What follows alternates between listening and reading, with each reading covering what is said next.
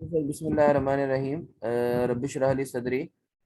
Sir last session में हम लोगों ने डिस्कस किया था, मैं 2 मिनट में क्विकली रिकैप करवा दूं तुम लोगों को कि सर हम लोगों ने जो है क्या चीज़ें देखी। हम लोगों ने IFRS 16 का जो है वो टॉपिक स्टार्ट करा था।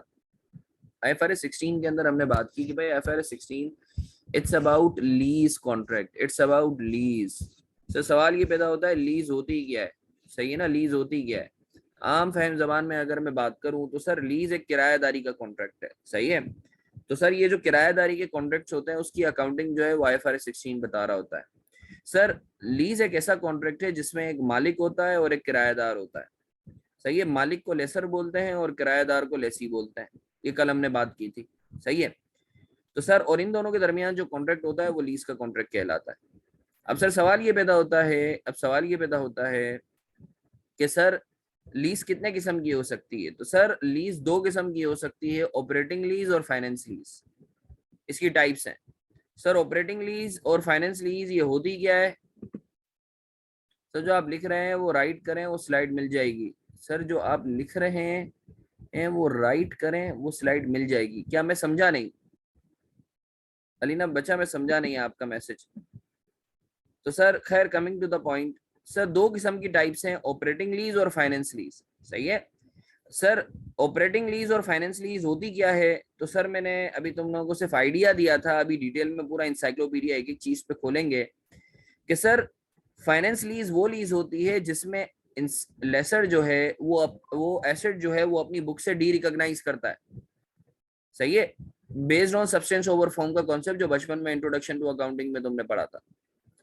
और ऑपरेटिंग लीज क्या होती है। सर ऑपरेटिंग लीज वो लीज होती है जिसमें लेसर अपने जो आप लिख रहे हैं वो नोट करें रजिस्टर पे या स्लाइड्स मिल जाएगी। अच्छा अच्छा अच्छा, नहीं भाई नोटिंग करो, ये स्लाइड वगैरह के चक्कर में नहीं रहो। जो मैं नोटिंग करवा रहा हूँ उसको कैटेगोरिकली प्लीज नोटिंग करो आप लोग अपने पास, ये तुम्हारे भले के लिए।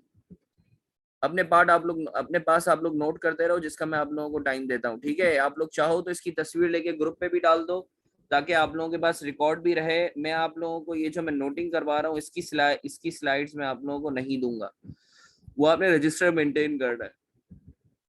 तो खैर सर मैं ये बात कर रहा था कि मैं ये बात कर रहा था कि सर लीज की दो किस क्लासिफिकेशन हैं, दो टाइप्स हैं, फाइनेंस लीज और ऑपरेटिंग लीज। फाइनेंस लीज वो लीज है जिसमें लेसर जो है एसेट को अपने बुक से डी रिकॉग्नाइज करता है। सर कैसे करता है, क्यों करता है, वो बताता हूँ, औलाद रखो। सर ऑपरेटिंग लीज क्या है। ऑपरेटिंग लीज वो लीज है जिसके अंदर लेसर अपनी बुक से मालिक अपनी बुक से डी रिकॉग्नाइज एसेट को नहीं करता। होती क्या है बताता हूँ।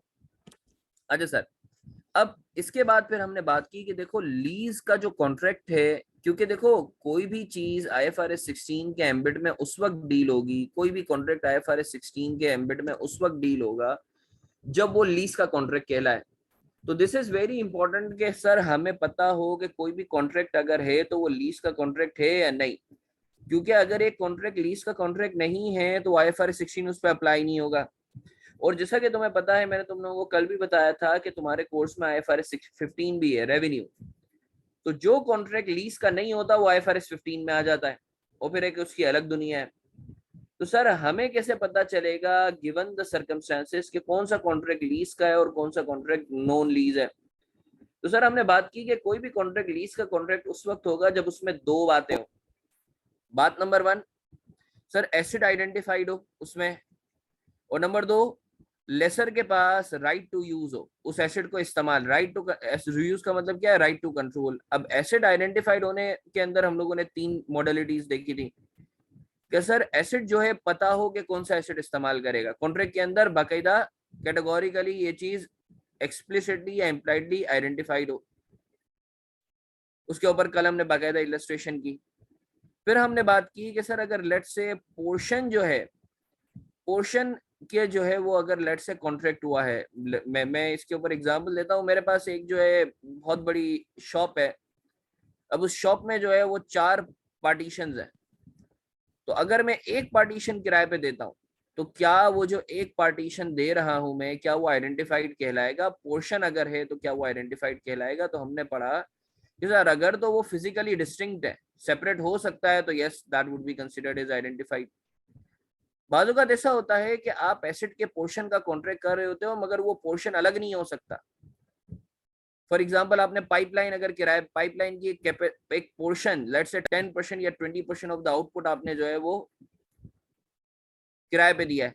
फॉर एग्जाम्पल रोमान मेरे पास आया बोला हसन मुझे जो है ये जो गैस की पाइपलाइन जा रही है इसका 20% कैपेसिटी जो है मैं आपसे 5 सालों तक लूंगा।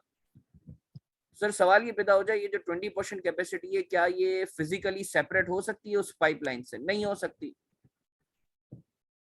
तो स्टैंडर्ड बोलता है कि अगर तो आपकी कैपेसिटी जो है वो लीज पे है तो कैपेसिटी उस वक्त आइडेंटिफाइड कहलाएगी जब उसका सब्सटेंशियल बेनिफिट लेसी को मिल रहा हो। सब्सटेंशियल बेनिफिट का मतलब क्या है? 90% और मोर। इसके ऊपर बाकायदा हमने इलस्ट्रेशन भी की थी। फिर एक और चीज हमने पढ़ी कि सर बाजुकात एसिड आइडेंटिफाइड तो होता है मगर लेसर के पास सब्सटेंटिव राइट टू सब्स्टिट्यूट होता है, सब्सटेंटिव राइट टू रिप्लेस होता है। सब्सटेंटिव राइट टू रिप्लेस का मतलब क्या है कि सर सेलर जब चाहे उस एसिड की जगह कोई और एसिड आपको दे सकता है। फॉर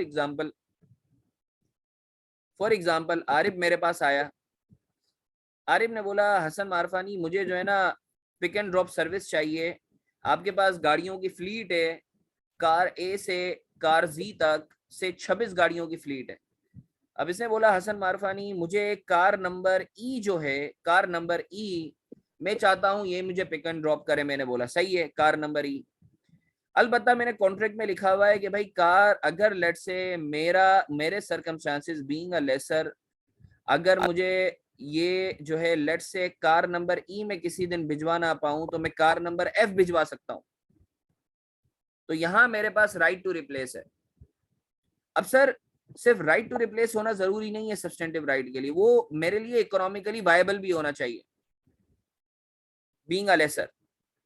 तो अगर तो कॉन्ट्रैक्ट में ये लिखा हुआ है कि भाई लेसर वो एसेट को रिप्लेस कर सकता है और अगर वो रिप्लेस करने जाता है तो उसके लिए इकोनॉमिकली वायबल भी होता है, तो आप बोलोगे कि लेसर के पास सब्सटेंटिव राइट टू रिप्लेस है। अगर तो लीज के कॉन्ट्रैक्ट में या कॉन्ट्रैक्ट में सेलर के पास लेसर के पास सब्सटेंटिव राइट टू सेल है या रिप्लेस है तो आप बोलोगे कि एसिड आइडेंटिफाइड नहीं है। उसकी वजह क्या है? उसकी वजह ये है कि भाई लेसर का जब दिल चाहे वो इस एक एसिड की जगह दूसरा एसिड आपको पकड़ा दे, तो आपके पास तो कभी राइट ही नहीं रहा कि भाई आप कौन से एसिड को बोलोगे यार मेरे पास इस एसिड का राइट टू यूज है, क्योंकि सेलर जब चाहे वो चेंज कर सकता है। अच्छा मैं फिर से रिपीट कर रहा हूं, सब्सटेंटिव राइट अगर हो, अगर सिर्फ राइट है सेलर के पास, अब बाजुकात हो सकता है कि मैंने जो है लेट से किराए पे फातिमा को एक मशीनरी दी, अब मशीनरी जो है वो मैंने इंस्टॉल करके दी। अब मैंने कॉन्ट्रैक्ट में लिखा हुआ है कि भाई अगर तो मैं चाहूं बीइंग अ लेसर तो मैं मशीनरी को कोई और मशीनरी ला के रख सकता हूँ। फातिमा कांट क्वेश्चन मी कि यार हसन ये तुमने रिप्लेस क्यों कर दी, मगर आपको पता है कि जब मशीनरी इंस्टॉल की है और इंस्टॉलेशन का एक सिग्निफिकेंट कॉस्ट है, तो मैं रिप्लेस का मेरे पास राइट तो है मगर मुझे पता है अगर मैं रिप्लेस करने जाऊंगा तो शायद वो इकोनॉमिकली वायबल नहीं रहेगा, क्योंकि इंस्टॉलेशन की एक अलग से कॉस्ट आएगी, उसको अनइंस्टॉल करना पड़ेगा पहले, डिसमेंटल नई मशीन जो पुरानी मशीनरी है रिप्लेस करने के लिए, और फिर नई मशीनरी लगानी पड़ेगी उसके लिए अलग से कॉस्ट आएगी। तो यहाँ बीइंग अ लेसर मेरे पास सब्सटेंटिव राइट टू रिप्लेस तो है मगर चूंकि वो इकोनॉमिकली वायबल नहीं है तो सब्सटेंटिव राइट नहीं है। तो हमने बात की थी कि सर अगर तो सब्सटेंटिव राइट है लेसर के पास कॉन्ट्रैक्ट में तो भी एसिड आइडेंटिफाइड नहीं कहलाएगा। अच्छा फिर सर दूसरी बात हमने की कि सर एसिड आइडेंटिफाइड होने के साथ साथ जरूरी है किसी भी कॉन्ट्रैक्ट को लीज कॉन्ट्रैक्ट कहने के लिए कि राइट टू यूज लेसी के पास हो। Sir right to use lessee के पास होने का मतलब क्या है कि सर उस एसेट से जितने भी बेनिफिट्स हों, सब्सटेंशियल बेनिफिट का मतलब क्या है? 90% और मोर वो लेसी को मिल रहे हो, और एसेट को ऑपरेट करने का राइट कि एसेट को इस्तेमाल किस तरीके से करना है वो भी लेसी के पास हो, तो आप कहोगे कि राइट टू यूज लेसी के पास है। अगर तो ये दोनों बातें एसिड आइडेंटिफाइड है और right to use of that asset lessee के पास है तो आप उस कॉन्ट्रैक्ट को लीज का कॉन्ट्रैक्ट कहोगे। अगर इन दोनों में से कोई एक भी बात मिसिंग है तो उस कॉन्ट्रैक्ट को लीज का कॉन्ट्रैक्ट नहीं कहेंगे और वो IFRS 16 में डील नहीं होगा। क्लियर है बच्चों? कि ये कल का हम लोगों ने सबक पढ़ा है, ये कल की चीजें हम लोगों ने डिस्कस की हैं, ये कल की चीजें हम लोगों ने डिस्कस की हैं। You sir, if there is any question मुझसे बात करो, else we should move on. अगर कोई दिमागी कीड़े हैं मुझसे बात करो, वरना हम आगे बढ़े।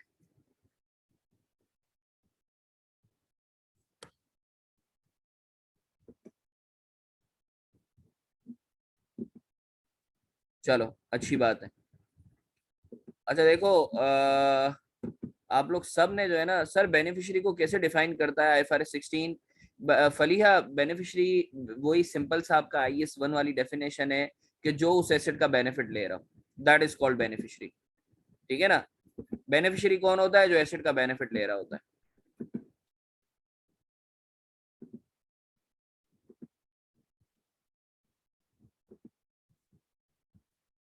मैं एक मिनट जरा स्क्रीन शेयर कर दूं तुम लोगों से।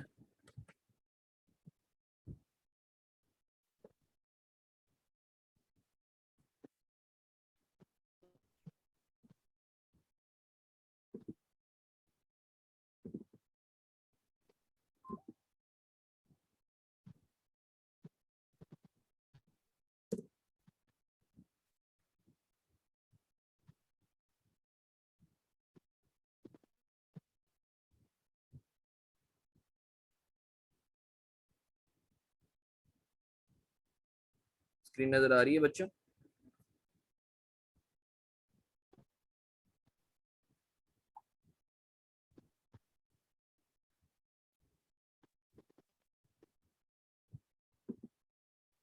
चलो अच्छी बात है। अब सर हम लोग बात करते हैं, हम लोग बात करते हैं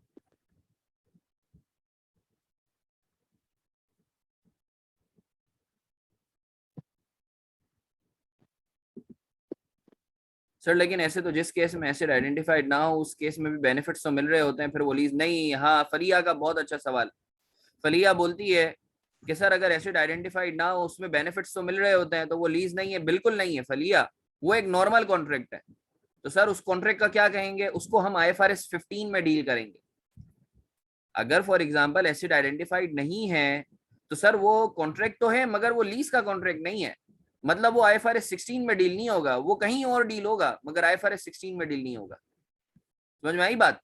अभी हम लोग ये पढ़ रहे हैं कि सर कौन सा कॉन्ट्रैक्ट लीज का कहलाएगा, वो IFRS 16 में आएगा। तो अगर वो एसिड आइडेंटिफाइड नहीं है तो वो कॉन्ट्रैक्ट तो है मगर वो लीज का कॉन्ट्रैक्ट नहीं है, मतलब वो IFRS 16 में डील नहीं होगा, वो कहीं और डील होगा। वो हम लोग देख लेंगे जब इंशाल्लाह IFRS 15 पढ़ेंगे। अब सर ये वाला एरिया स्टार्ट करवाने से पहले मैं थोड़ा सा तुम लोगों को जो है ना ये एक चार्ट बताऊं।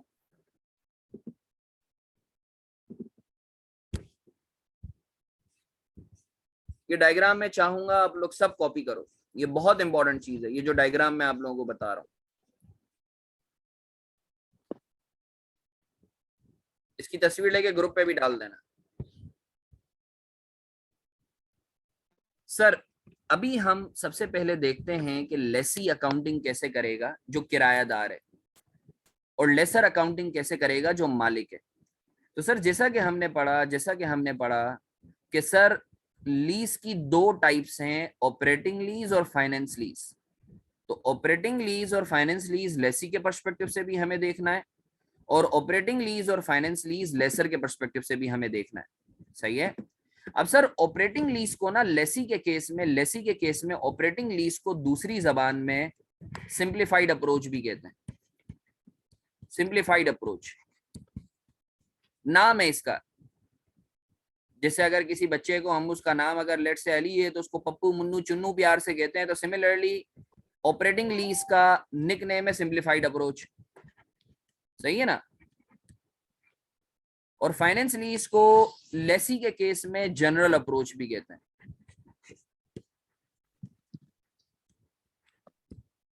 सर हम ये देख लेते हैं कि ऑपरेटिंग लीज अगर होगी या सिंप्लीफाइड अप्रोच में लेसी अपनी बुक्स में क्या करेगा, और फाइनेंस लीज में लेसी अपनी बुक्स में क्या करेगा।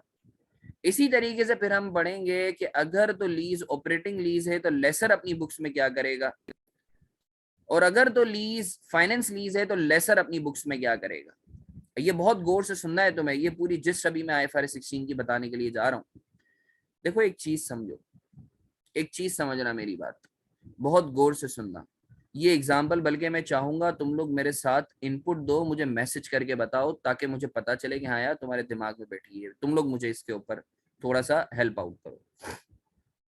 लेट्स सी, लेट्स सी, मैं एक एग्जांपल ले लेता हूँ, राशिद को ले लेता हूँ। अब लेट्स से राशिद मेरे पास आया, बहुत गौर से सुनना। राशिद मेरे पास आया, राशिद ने बोला हसन मारफानी मुझे जो है ना, मेरे पास सब गाड़ियों का फ्लीट है, मैं गाड़ियों का कारोबार करता हूँ। राशिद ने बोला कि हसन मारफानी मुझे जो है ना गाड़ी किराए पे चाहिए। अब गाड़ियों की जो नॉर्मल लाइफ होती है वो 5 साल होती है। मैंने राशिद को बोला कोई मसले वाली बात नहीं है राशिद, आप जो है ना मेरे से गाड़ी ले लो किराए पे। मैंने बोला अच्छा कितने साल के लिए चाहिए? अच्छा गाड़ी की जो नॉर्मल यूजफुल लाइफ है वो 5 साल है। राशिद ने बोला हसन मारफानी मुझे 1 साल के लिए गाड़ी चाहिए है। सही है, ये लीज का कॉन्ट्रैक्ट है, बिल्कुल किराए का कॉन्ट्रैक्ट है, उसमें सारी लीज की बातें, एसेट भी आइडेंटिफाइड है और राइट टू यूज भी है, लीज का कॉन्ट्रैक्ट है। मुझे बताओ मेरे बच्चों, इस कॉन्ट्रैक्ट में इन सब्सटेंस इस एसेट को इस्तेमाल कौन करेगा? इस एसेट का बेनिफिट किसको होगा? इन सब्सटेंस। 5 साल में से मैं राशिद को 1 साल के लिए किराए पे दे रहा हूं, तो इन टोटल अगर मैं बात करूं तो ज्यादा बेनिफिट इस एसेट का 5 सालों में राशिद को होगा या ज्यादा बेनिफिट मुझे होगा बीइंग अ मालिक मकान?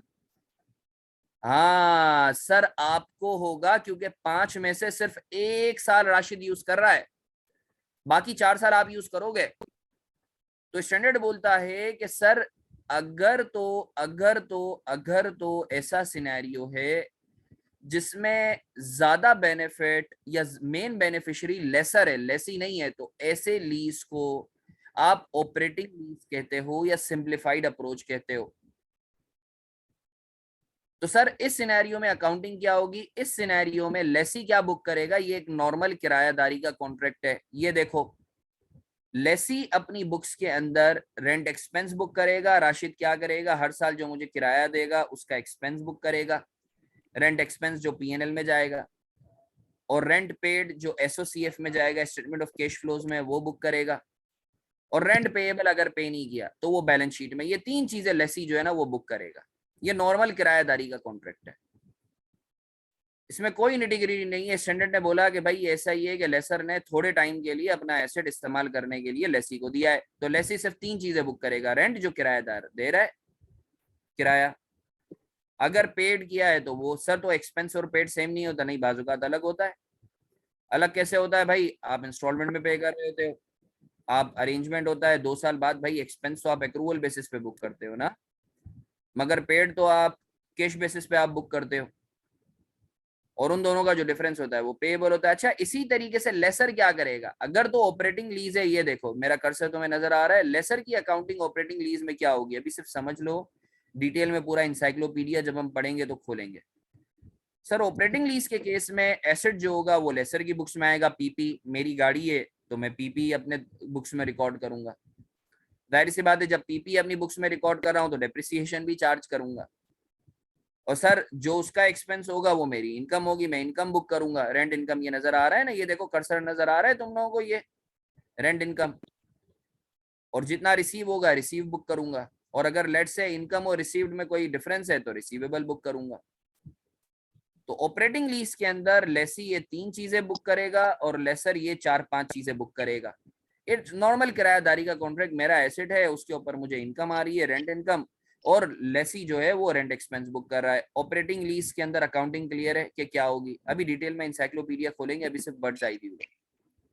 समझ आया ऑपरेटिंग लीज के अंदर लेसी क्या करेगा, लेसर क्या करेगा? जल्दी से मैसेज करके बताओ, ऑपरेटिंग लीज में लेसी क्या करेगा और लेसर क्या करेगा? समझ में आई बात? जल्दी से मैसेज करके बताओ।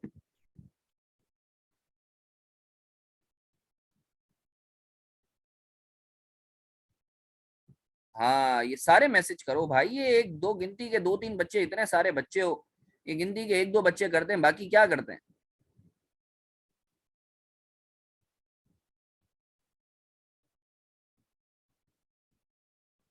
नेपाल चले चलो आ जाओ, शाबाश।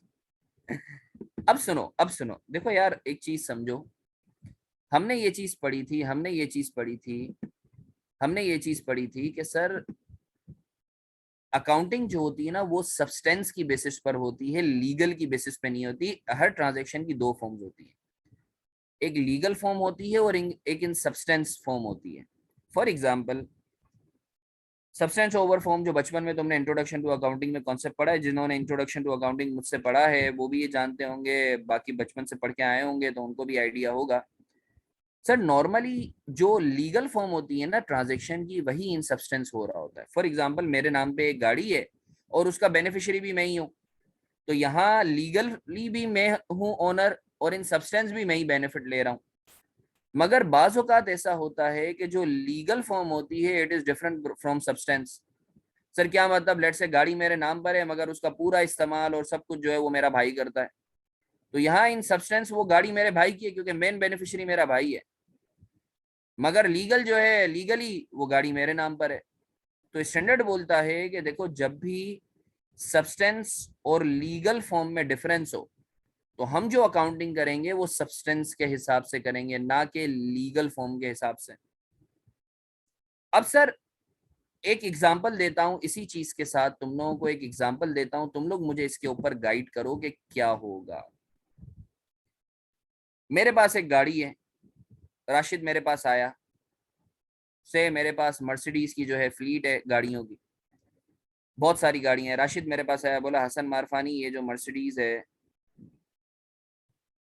कार नंबर 5, ये आप मुझे किराए पे दे दो। मैंने बोला कोई मसले वाली बात नहीं है राशिद, मैं आपको किराए पे ये जो गाड़ी दे देता हूँ। नॉर्मली जो लाइफ यूजफुल लाइफ है गाड़ी की वो 5 साल है, नॉर्मली जो गाड़ियों की यूजफुल लाइफ है वो 5 साल होती है। राशिद ने बोला कि हसन मारफानी इस 5 सालों के लिए मुझे किराए पे दे दो, गाड़ी 5 सालों के लिए किराए पे दे दो, जल्दी से मुझे बताओ मैसेज करके कि सर इस सिनेरियो में जो गाड़ी के ज्यादा मजे लेगा, टोटल मजे लेगा उस गाड़ी के, वो लेसी ले रहा होगा या मालिक ले रहा होगा, लेसर ले रहा होगा, जल्दी से मैसेज करके बताओ। 5 साल यूजफुल लाइफ है और 5 के 5 साल जो है वो लेसी जो है इस्तेमाल, लेसी माशाल्लाह जबरदस्त छा गए।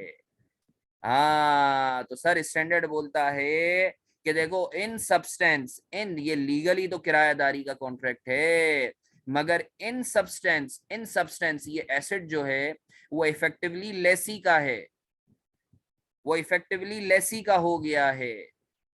तो स्टैंडर्ड बोलता है ये ऐसा ही है कि लेसी ने जो है एक एसेट लिया और फाइनेंसिंग करवा ली उसी उसकी।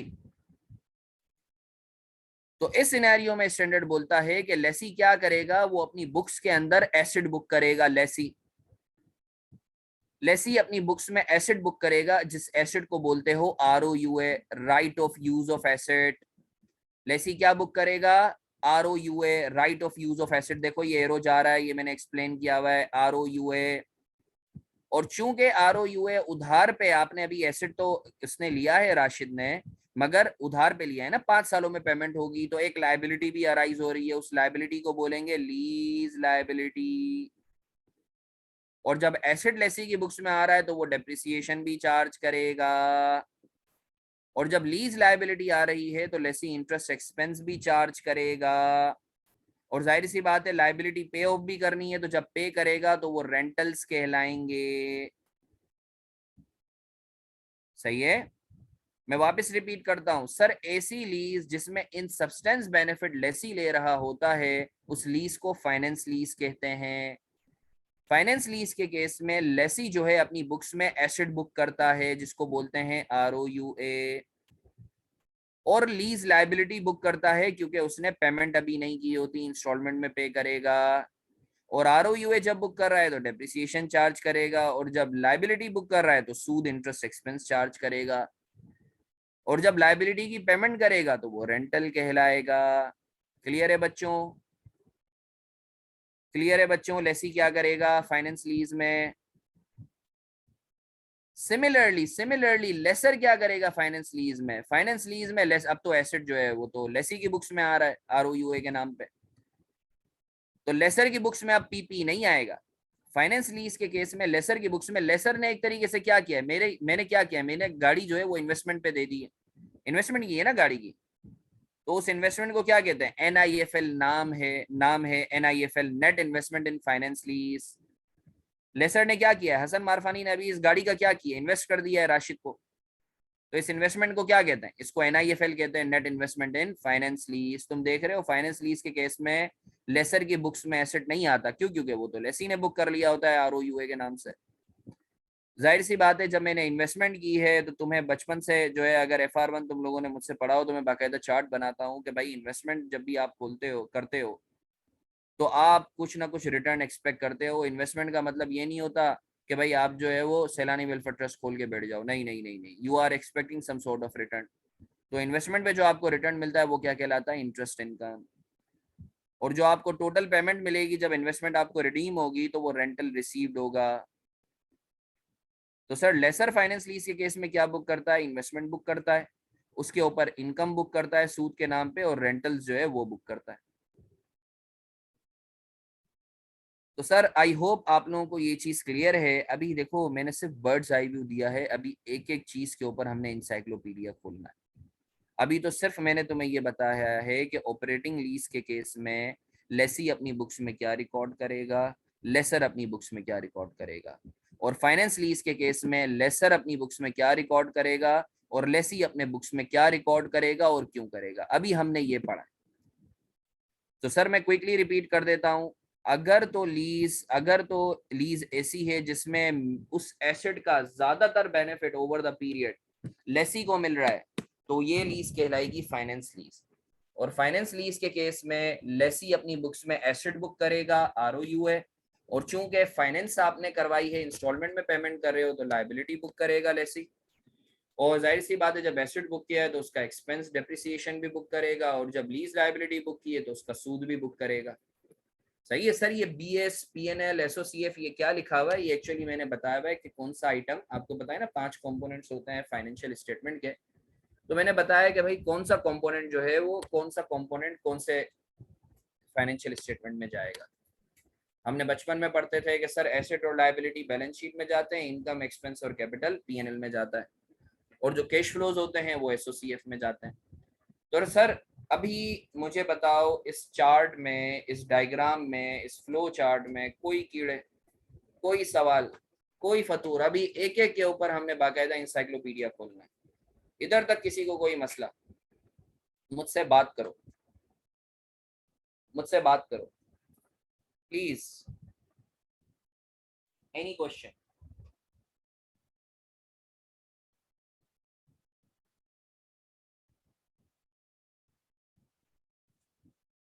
राशिद माशाल्लाह फुल एक्टिव चल रहा है, बहुत अच्छे राशिद। तुम इसी तरीके से जो है वो पिक्चर्स ले लेके जो है वो ग्रुप पे डालो, तो ताकि जो है वो एक रिकॉर्ड भी हो जाएगा और दूसरे बच्चों का भला भी हो जाएगा। चलो अच्छी बात है, आओ दैट्स अमेजिंग। अब सर इसी सोच के साथ let's quickly move on. Okay, अब हम लेसी की अकाउंटिंग पढ़ रहे हैं। लेसी की अकाउंटिंग अब हम पढ़ रहे हैं। लेसी, लेसी क्या करेगा? सर कब लेसी, नहीं नहीं, मैं वन नोट वाला डॉक्यूमेंट कतन शेयर नहीं करूंगा जरिया, वो आप लोगों ने कॉपी करना है, सही है ना, आपके भले के लिए। नहीं तो अरे भाई जरिया, ये तो तस्वीर मैंने तुम लोगों को यूं ही जो है वो बोला है, तो इसको कॉपी कर लो, ये लो, मैं तुम लोग कॉपी कर लो, कोई टेंशन वाली बात ही नहीं है। वन नोट में नहीं दूंगा, उसकी वजह है, उसकी वजह है। कॉपी करना चाहते हो आराम से, टेक योर टाइम, 5 मिनट ले लो, कॉपी कर लो सुकून से। उसकी वजह बताइए क्या है? ये ऑनलाइन के अंदर एक जो है, यानी एक सबसे बड़ा अलमिया ये हो गया है, हमारी लिखने की आदत जो है ना वो छूट गई है। तुम्हें पता है आज भी मेरे पास अपने पुराने पुराने रजिस्टर जो है ना, जो बेस है मेरी, वो मेरे पास अभी भी मेंटेन्ड है, और मैं आज भी रेफर करता हूँ उन्हें।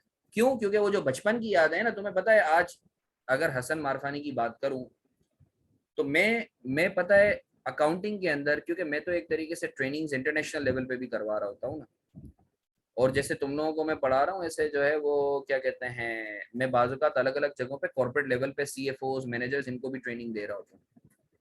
तो आज मैं अकाउंटिंग के अंदर अल्हम्दुलिल्लाह, अगर मैं ये सिर्फ मैं तुम्हें just to give you an inspiration, मैं तुम्हें ये बता रहा हूँ, आज अकाउंटिंग के अंदर तुम्हें पता है कि मैं गलत चीज को भी सही बना के पेश कर सकता हूँ और सही को भी गलत। सही है ना, क्योंकि लॉ है। आज जो कंसल्टेंट का काम होता है वो क्या होता है कि हल बताए। तो मेरी ग्रिप अकाउंटिंग में या स्टैंडर्ड्स पे इतनी ज्यादा इस वजह से है कि मेरे कॉन्सेप्ट्स बहुत अच्छे हैं। कॉन्सेप्ट्स मेरे क्यों अच्छे हैं? क्योंकि मैंने एक एक कॉन्सेप्ट को ना, जो बचपन में मैंने नोट डाउन किए थे आईएफआरएस की सूरत में, या जब हमने पढ़ा था, तो बाकायदा मैंने नोटिंग की हुई। आज भी अगर मैं कहीं अटकता हूं ना, तो मैं फौरन अपने पुराने रजिस्टर में जाके देखता हूँ, अच्छा इसकी लॉजिक क्या है। तो सर अभी अलमिया ये है कि ऑनलाइन के चक्कर के अंदर जो है वो बच्चा जो है थोड़ा सा जो है वो ठंड प्रोग्राम में आ गया है। वो बोलता है तस्वीरें मिल जाएंगी उसके पास, आज से 1 साल बाद तुम बोलोगे अगर ये हरकतें करोगे तो मैं रिकॉर्ड ही नहीं होगा तुम्हारे पास। ये जब पेपर में बैठोगे तो तुम परेशान होगे, पेपर से पहले रिवीजन कर रहे होगे, तो यू माइट फील ब्लैंक है, यार हम लोग कहाँ से देखें। तो सर कॉपी करने का ये फायदा है कि सर तुम्हारे पास एक रिकॉर्ड, एक किताबचा होगा ना, नोटिंग होगी, और तुम्हारी अपनी राइटिंग के अंदर तुम्हें जितना बेहतर समझ में आएगा वो शायद किसी और की राइटिंग में नहीं है। मेरी राइटिंग तो वैसे ही थोड़ी गंदी है। तो मैं ये रिक्वेस्ट करूंगा तुम्हारे भले के लिए कि कॉपी करो। अगर कॉपी करने में थोड़ी सी मौत पड़ती है कि सर बाद में कर लेंगे, तो तस्वीर ले लो, बाद में कॉपी कर लेना। सही है? जरिया बच्चा ठीक है? चलो तो आप बता दो, कॉपी कर रहे हो तो टाइम दे दूं? कॉपी कर रहे हो तो भले टाइम ले लो, कोई मसला नहीं है, 5 मिनट ले लो, मैं रुका हुआ हूँ, सुकून से बैठा हूँ। कर लो, कॉपी कर लो, टेक योर टाइम।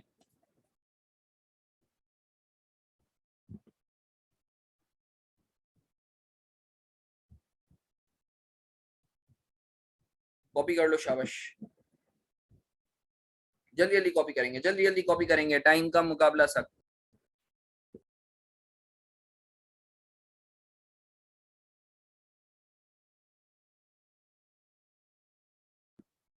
जरिया बोलता है सर ये चैप्टर इंपॉर्टेंट है। अरे भाई इंपॉर्टेंट नहीं है, कंपलसरी है, ये आएगा ही आएगा। इसमें कोई वो नहीं है, इसमें कोई जो है हसन मारफानी की भविष्यवाणी या किसी टीचर की भविष्यवाणी नहीं चलेगी।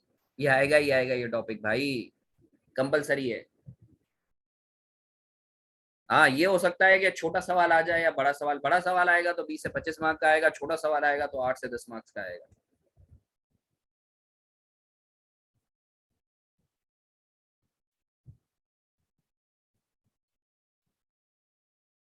कॉपी कर लो तो मैसेज करके बता देना, कॉपी कर लो तो मैसेज करके बता देना।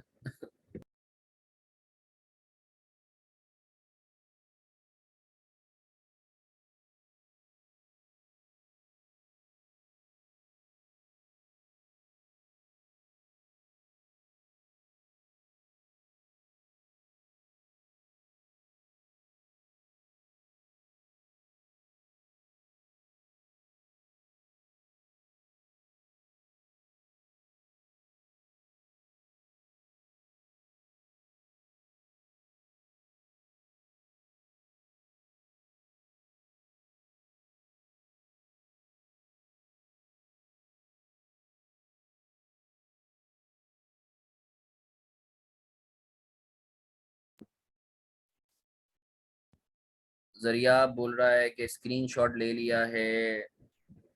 चलो ये तो कुछ ऑनलाइन के फवायद है, बस कॉपी कर लेना जरिया। स्क्रीनशॉट ले लिया, इट्स टोटली फाइन, कॉपी जरूर कर लेना बाद में। आओ sir. Uh,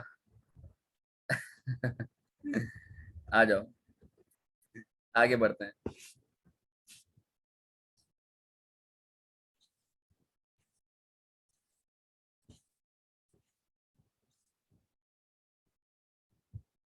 let's quickly move on. Sir अब हम लेसी के पर्सपेक्टिव से अकाउंटिंग देख रहे हैं। लेसी के पर्सपेक्टिव से अब ये जो मैं लिखवा रहा हूँ, I want all of you to copy this. ठीक है? फिर हम लोग स्लाइड्स के ऊपर देखेंगे। अच्छा हमें ये चीज पता है ना कि ऑपरेटिंग लीज को सिंप्लीफाइड अप्रोच भी कहते हैं, और फाइनेंस लीज को जो है वो जनरल अप्रोच भी कहते हैं। सही है?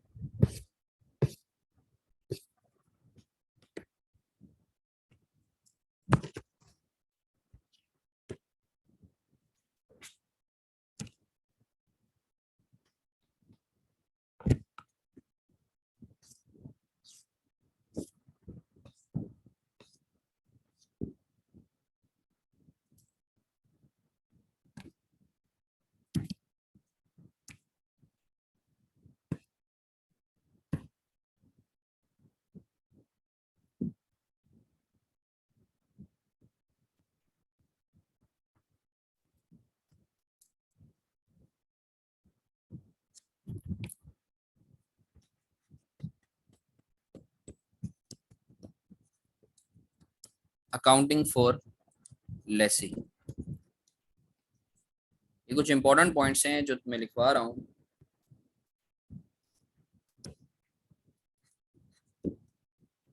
By default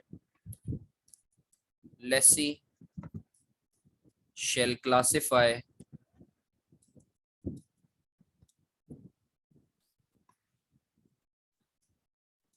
all its leases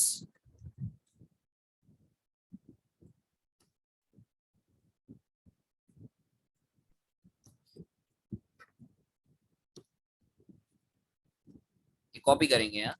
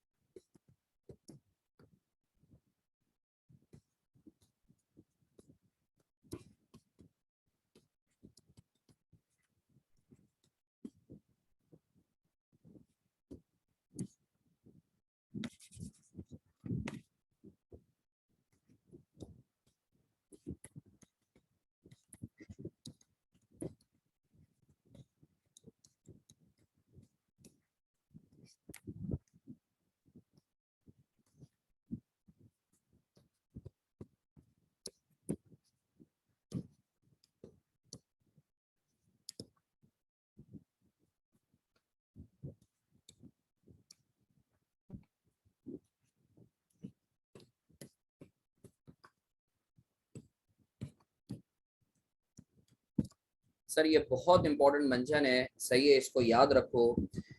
सवाल ये पैदा होता है कि सर लेसी कब अपनी लीज को ऑपरेटिंग लीज के तौर पे बुक करेगा और कब फाइनेंस लीज के तौर पे बुक करेगा। हमें कैसे पता चलेगा कि सर ऑपरेटिंग लीज है या फाइनेंस लीज है? अभी लेसी के पर्सपेक्टिव से बात कर रहा हूँ।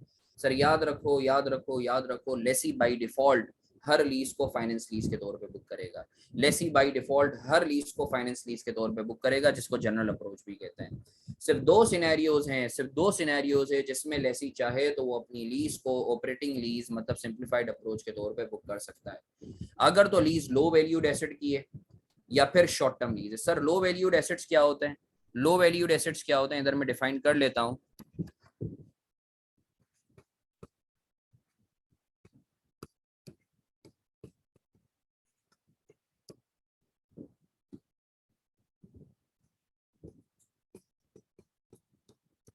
सर लो वैल्यूड एसेट्स वो एसेट्स होते हैं जिनकी in terms of currency value $5,000 या उससे कम। सर लो वैल्यूड एसेट्स कौन से एसेट्स होते हैं जिनकी वैल्यू $5,000 या उससे कम हो? पाकिस्तानी रुपी में $5,000 को अगर आज के रेट से मल्टीप्लाई करो 180 185 से, तो कितना होता है? पाकिस्तानी रुपी टर्म में कितना होता है? 185 इंटू 5,000 करो, कितना होता है?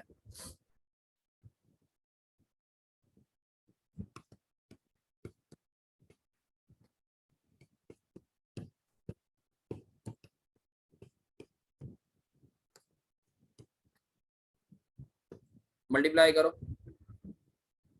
5,000 इंटू 185 करो, कितना आता है?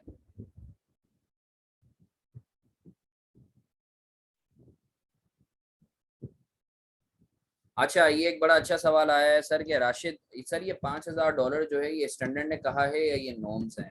अच्छा देखो यार, इसके ऊपर मैं क्लैरिटी दे दूं, ये 5,000 जो है ना, ये एक बॉल पार्क नंबर है, बेंचमार्क नंबर है, ये स्टैंडर्ड में तुम्हें कहीं नहीं मिलेगा।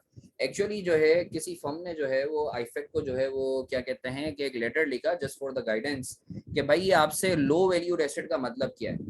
तो वो एक बॉल पार्क नंबर बताया गया कि भाई लो वैल्यूड एसेट जो है वो एसेट होता है जो $5,000 या उससे कम की मालियत का हो। तो ये एक बॉल पार्क नंबर है, तुम्हें स्टैंडर्ड में कहीं नहीं मिलेगा। सही है बच्चा। तो ये तुम समझ लो कि ये एक तरीके से इंडस्ट्री प्रैक्टिस है। बाज़ ये डेविएट भी हो सकता है, मगर चूंकि जो है एक ये क्लैरिफिकेशन मौजूद है इस पर, तो हम लोग $5,000 को एक बेंचमार्क ले लेते हैं। ठीक है बच्चा। हाँ, 9,25,000। इसका मतलब है पाकिस्तानी करेंसी में जो एसेट भी 9,25,000 या उससे कम का हो, हम उसे बोलेंगे ये लो वैल्यूड एसेट। सही है ना। लीज के लिए लो वैल्यूड एसेट क्या होता है, जिसकी वैल्यू पाकिस्तानी टर्म्स में 9,25,000 या उससे कम की हो। सर एक्चुअली ये $5,000 जो है फिगर है, हमने उसको कन्वर्ट करके कैलकुलेट कर लिया। तो सर मैं वापस रिपीट कर रहा हूँ, लेसी बाय डिफॉल्ट अपनी लीज को फाइनेंस लीज के तौर पे बुक करेगा। इफ ही और शी वांट्स, तो दो सिनेरियोज हैं जिसमें वो अपनी लीज को ऑपरेटिंग लीज के तौर पे कर सकता है। नंबर 1, अगर तो वो लीज लो वैल्यूड एसेट की हो या फिर वो शॉर्ट टर्म लीज हो। अभी परेशान नहीं हो, ये एक एक सिनेरियो पे इंसाइक्लोपीडिया खोलेंगे, पहले हजम करो। मैं वापस रिपीट कर रहा हूँ सर, लीज जो है सर बाय डिफॉल्ट लेसी जो है वो लीज को फाइनेंस लीज के तौर पे बुक करेगा। अलबत्ता दो सिनेरियोज में वो अपनी लीज को ऑपरेटिंग लीज के तौर पे बुक कर सकता है। सर ऑपरेटिंग लीज में क्या करते हैं, ये ऊपर हम पढ़ के आ गए। सर फाइनेंस लीज में क्या करते हैं, ऊपर हम पढ़ के आ गए। ठीक है ना। अभी हम ये पढ़ रहे हैं कि when we shall be classifying our lease being a lessee as a finance lease or as an operating lease. So we just had a discussion said that by default lessee shall be booking all its leases as finance lease except for the two scenarios. If the lease is that of low valued asset, number one, or number two, if the lease is of short term. So short term क्या होता है बताऊंगा। आगे बढ़े sir, copy कर लिया है तो आगे बढ़े, जल्दी से मैसेज करके बताएंगे, जल्दी से मैसेज करके बताएंगे।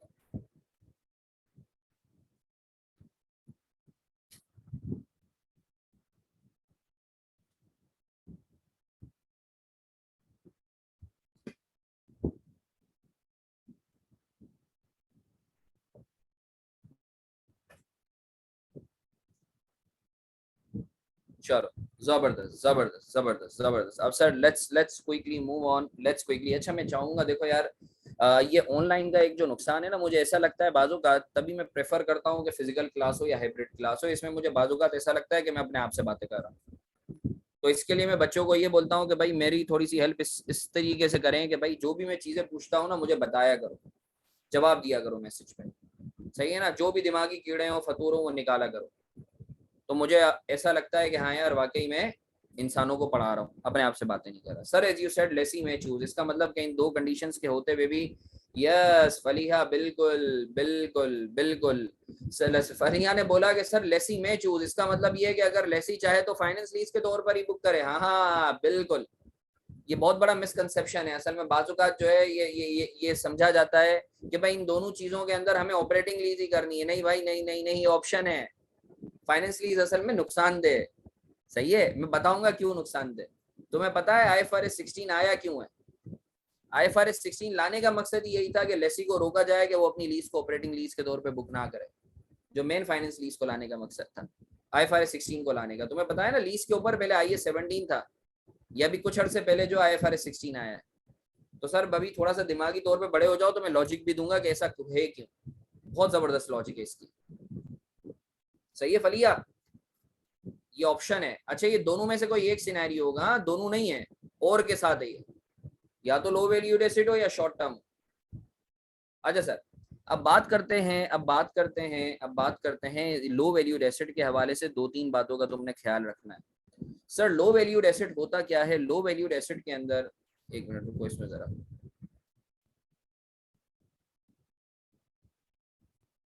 बल्कि मैं लिखवा देता हूँ तुम लोगों को, पहले ये लिख लो लो वैल्यूड एसेट के हवाले से।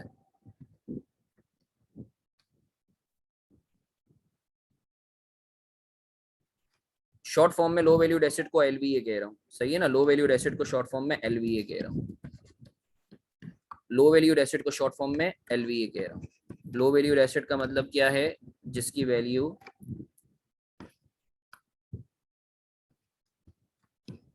$5,000 या उससे कम हो। बात नंबर 2,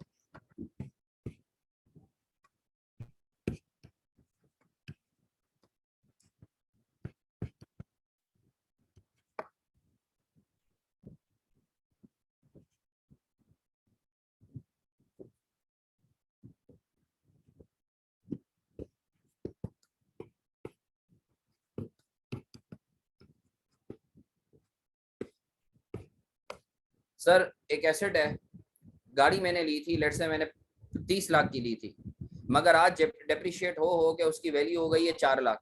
तो सर ये लो वैल्यूड एसेट कहलाएगा या लो वैल्यूड एसेट नहीं कहलाएगा? आज इसकी वैल्यू है 4 लाख। तो सर स्टैंडर्ड बोलता है कि तुम देखो अगर ये नया होता तो इसकी वैल्यू क्या होती, सेकंड हैंड की वैल्यू नहीं देखोगे, नए की वैल्यू देखोगी। अगर ये नया होता तो इसकी वैल्यू क्या होती? सही है ना? Value shall be considered as if asset is new. अगर लेट से एक सेकंड हैंड एसेट है और आज उसकी वैल्यू 3 लाख है, मगर अगर ये नया होता तो इसकी वैल्यू 15 लाख होती, तो ये लो वैल्यू एसेट नहीं है। आप देखोगे कि यार अगर ये नया होता तो आज इसकी वैल्यू क्या होती। बहुत इंपॉर्टेंट बात है, आईके में भी शायद एमसीक्यूज भी आया था। उसने क्या किया, नए एसेट की वैल्यू बताई हुई है 30 लाख, मगर बोला कि अभी 4 लाख का है। तो बताओ ये लो वैल्यूड एसेट की कैटेगरी में आएगा या नहीं आएगा? नहीं आएगा। क्यों? क्योंकि हमें देखना है अगर तो ये नया होता तो इसकी वैल्यू क्या होती।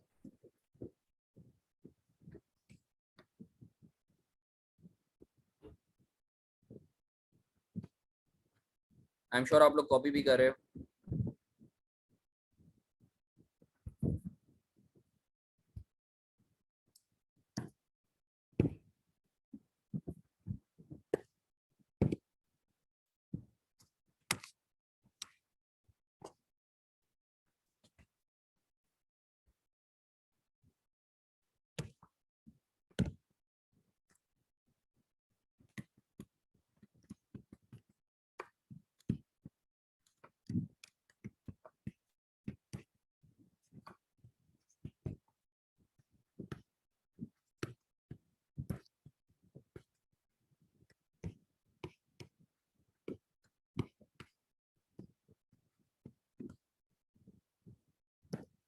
सर बहुत इंपॉर्टेंट बात लिखवाने के लिए जा रहा हूँ। सर लेट्स से मैंने जो एक बाइक किराए पे ली, राशिद को मैंने बोला राशिद यार मुझे बाइक किराए पे चाहिए, लीज पे चाहिए। अब मेरा इरादा ये है कि इस बाइक को मैं आगे किराए पे दूंगा, सब लीज करूंगा। तो मैं मानता हूँ जो बाइक है वो 2 लाख की है, वो लो वैल्यूड एसेट है, मगर चूंकि मेरा इरादा इसको आगे सब लीज करने का है, तो यहाँ एक्सेप्शन अप्लाई नहीं होगी, एग्जेम्पशन अप्लाई नहीं होगी। आई होप आपको क्लियर है। सर लो वैल्यूड एसेट के ऊपर 3 बातें हमने पढ़ी। लो वैल्यूड एसेट कौन सा एसेट होता है? जिसकी वैल्यू $5,000 या उससे कम हो। सर ये वैल्यू आप कब कैलकुलेट करोगे? अगर तो ये नया होता तब। सही है ना? नंबर 3, सर अगर तो आपने सब लीज के लिए एसेट लिया है, तो अगर तो वो लो वैल्यूड है तो भी एक्सेप्शन अप्लाई नहीं होगी। आपने उस लीज को फाइनेंस लीज के तौर पर ही बुक करना है। अगर तो आपने सब लीज करने के लिए कोई लो वैल्यूड एसेट लिया है तो उसके ऊपर एक्सेप्शन अप्लाई नहीं होगी, आपने फाइनेंस लीज के तौर पर ही क्लासिफाई करना है। नंबर 3 बात, in case of inter related assets,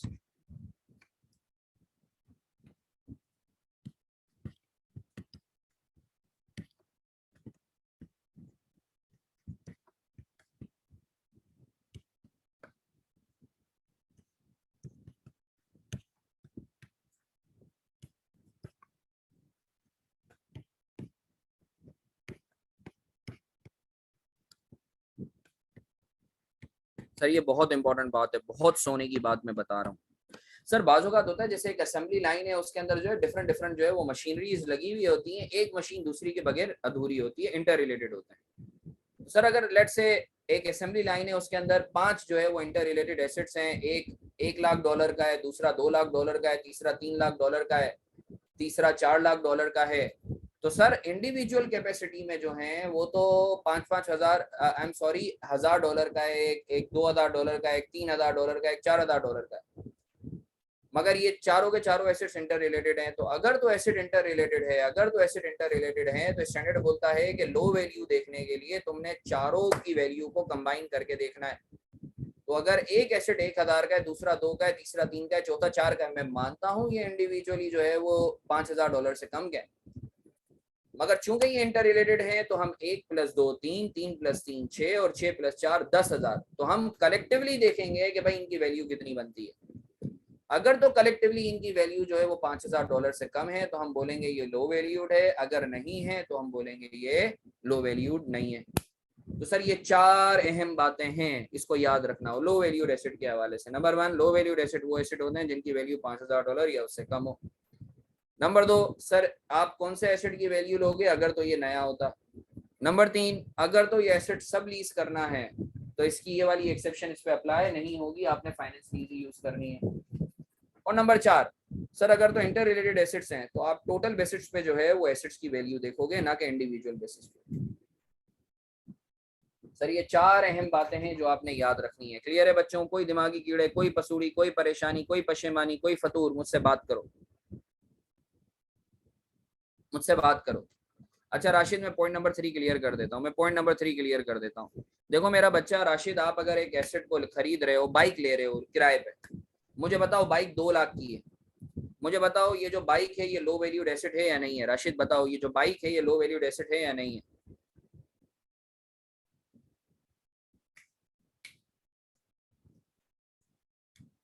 है ना बाइक भाई, 2 लाख जो है 2 लाख रुपए की है ना, मतलब $5,000 से कम की है, $2,000 चलो ले लो, तुम ऐसे कर लो $2,000 की है बाइक, क्या लो वैल्यूड एसेट है या नहीं है? यस बिल्कुल है। तो आप चाहो तो आप ऑपरेटिंग लीज के तौर पे इसको क्लासिफाई कर सकते हो सिंप्लीफाइड अप्रोच की बेसिस पर। क्लियर है यहाँ तक राशिद? क्लियर है? अब सुनो, अब सुनो, अब मैं इसके अंदर थोड़ा सा ट्विस्ट डालता हूँ। राशिद तुमने ये लीज पे ली है मुझसे और तुम्हारा इरादा ये है कि तुम इस बाइक को आगे सब लीज करोगे, आगे किराए पे दोगे। तो स्टैंडर्ड बोलता है कि अगर तो आपका इरादा ये है कि आप उस लो वैल्यूड एसेट को फर्दर सब लीज करोगे तो फिर ये एक्सेप्शन अप्लाई नहीं होगी, फिर आपने फाइनेंस लीज के तौर पर ही क्लासिफाई करना है इस बाइक को। अगर तो आपका इरादा सब लीज करने का है, लेसी का इरादा, तो फिर जो है लेसी को फाइनेंस लीज के तौर पर ही क्लासिफाई करना है उस लीज को, फिर वो जो है ऑपरेटिंग लीज यूज नहीं कर सकता। क्लियर है राशिद? चलो माशाल्लाह सुभान अल्लाह, आगे बढ़े जल्दी जल्दी।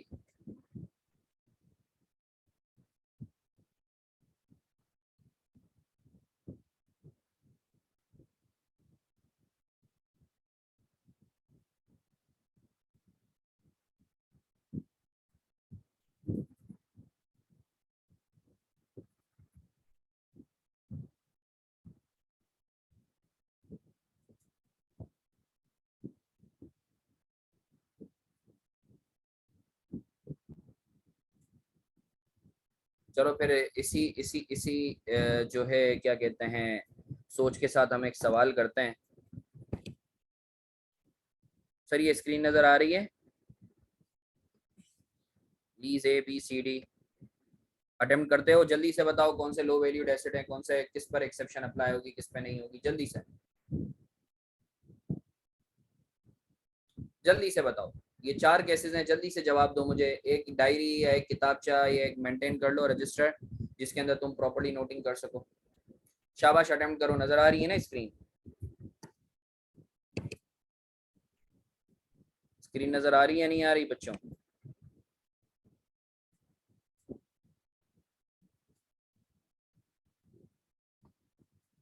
तो अटेम्प्ट करेंगे, तो अटेम्प्ट करेंगे बेटा, जल्दी से अटेम्प्ट करेंगे।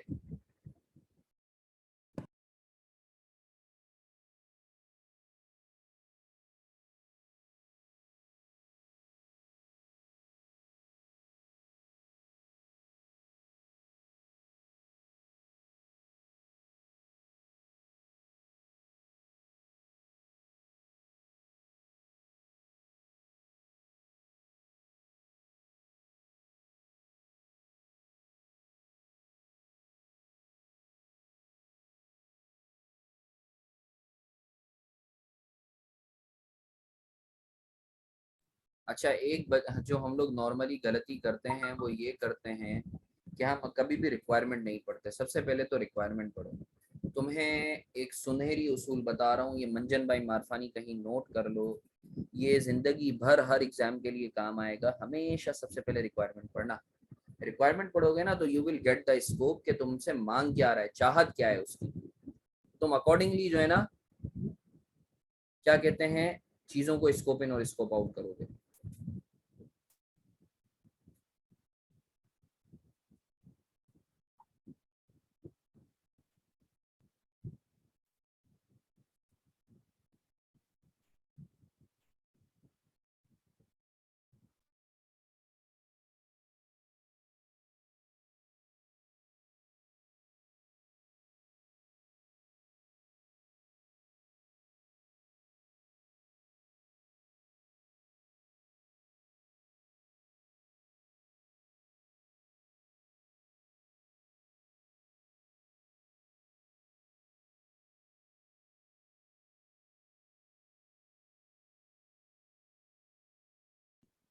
मैं करवाऊं या कर रहे हो सॉल्व?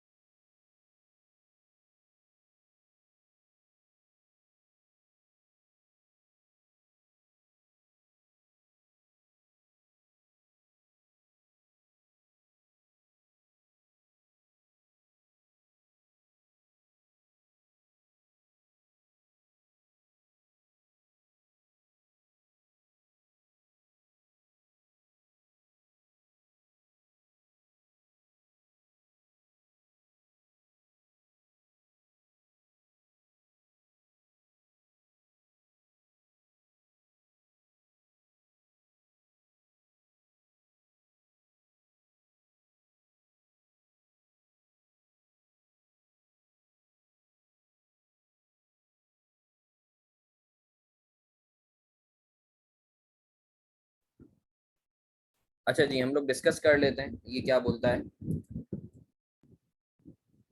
Sir let's discuss. चलो फलिया, दैट्स रियली अमेजिंग। फलिया का भी किसी हद तक बड़ा रेशनलाइज जवाब है। और भी बच्चों का जवाब देख लेते हैं। अ, राशिद का भी किसी हद तक सही। चलो आओ डिस्कस करते हैं। अब ये बोलता है for each of the leases refer to above briefly explain whether the lease assets is a low valued asset.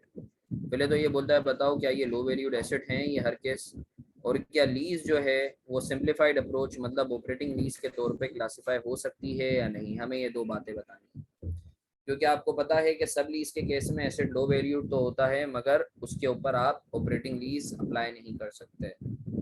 सही है। अब सर इस सवाल को देखते हैं।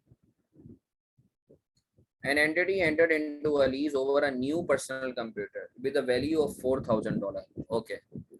The retailer regards amount greater than 2,000 to be material. Sir उसके लिए मटीरियल अमाउंट $2,000 है, मगर हमें पता है हम एंटिटी की कोई मटीरियलिटी नहीं देखेंगे, हम एब्सोलूट टर्म्स में देखेंगे कि वो एसेट $5,000 से ऊपर का है या नीचे का है। तो सर लीज ए में जो है क्या ये लो वैल्यूड एसेट है? यस बिल्कुल है।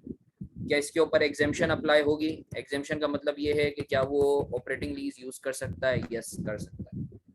मैं वापस रिपीट कर रहा हूँ, एब्सोल्यूट टर्म्स में वैल्यू देखोगे उस एसेट की, एंटिटी की मटीरियलिटी हमें देखने की जरूरत नहीं है। Lease B, an entity entered into a lease over the second handed computer with the current value, अभी आज वैल्यू है 2000 मगर अगर ये नया होता तो इसकी वैल्यू होती 20,000। सर क्या ये लो वैल्यूड एसेट है? No.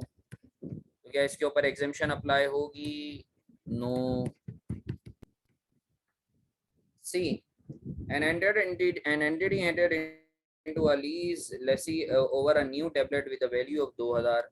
The entity intends to lease this asset to an employee. मुझे बताओ क्या ये लो वैल्यूड एसेट है? यस। क्या एग्जेम्पशन अप्लाई होगी? नो। क्यों? क्यों नहीं होगी एग्जेम्पशन अप्लाई? क्योंकि सब लीज करने का इरादा है। फिर बोलता है an entity entered into a 5 separate leases. The first lease is over a new factory machine with a value of 2000. The machine is a baseline machine that comes without an engine and certain key components. Engine और key components के बगैर आती है, all of which must be acquired from other suppliers. अच्छा। The second lease involves the lease of a new engine with a value of $5,000. The remaining 3 leases involving 3 key components for the machine to function. Each of the above component had a value when new $3,000. Sir ये individually तो लो valued हैं मगर चूंकि ये inter related हैं, हर asset दूसरे के बगैर अधूरा है, तो कलेक्टिवली हम देखेंगे और कलेक्टिवली ये जो 5 एसेट्स हैं ये लो वैल्यू एसेट्स नहीं है। कलेक्टिवली मैं मानता हूँ इंडिविजुअली है मगर चूंकि ये इंटर रिलेटेड इंडिविजुअली लो वैल्यूड हैं, मगर चूंकि इंटर रिलेटेड हैं, खुद बोल रहा है कि भाई इंजन मशीन, और मशीन इंजन के बगैर तो चल ही नहीं सकती ना, तो सर ये लो वैल्यूड नहीं है तो एग्जेम्पशन अप्लाई नहीं होगी। मानते हो या नहीं मानते बच्चा लोग? मानते हो या नहीं मानते? कोई सवाल, कोई कीड़े, कोई फतूर, मुझसे बात करो। कोई दिमागी कीड़े? Oh I am sorry, point number 3 पे that's a typo, that's a typo. अब सही है राशु? राशु बच्चा सही है अब? आगे बढ़े?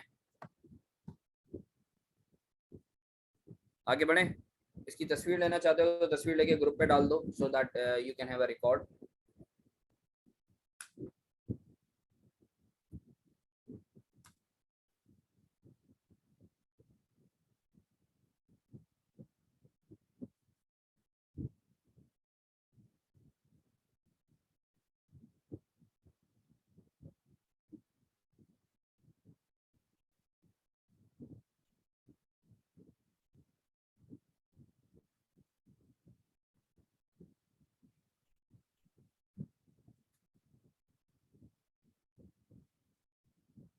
अच्छा ये आगे इसका आंसर लिखा हुआ है, पढ़ना चाहते हो तो पढ़ लो, पढ़ना चाहते हो तो पढ़ लो आंसर।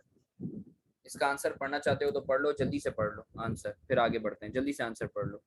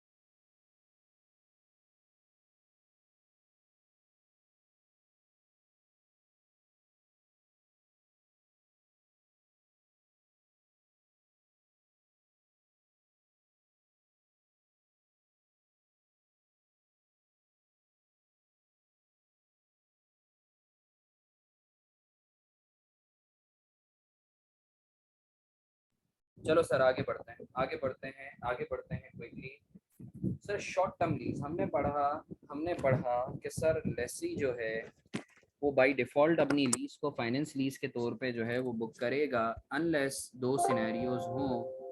सही है। अगर दोनों में से कोई एक भी सिनेरियो होता है, अगर दोनों में से कोई एक भी सिनेरियो होता है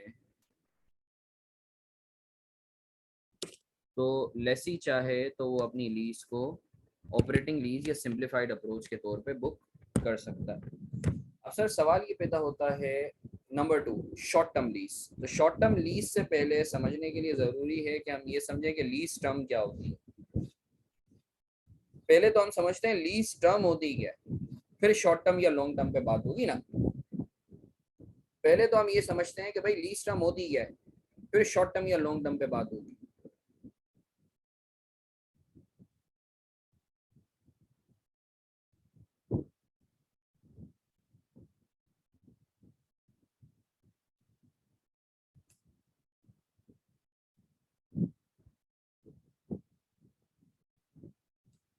नहीं बताता हूँ, मैं बताता हूँ,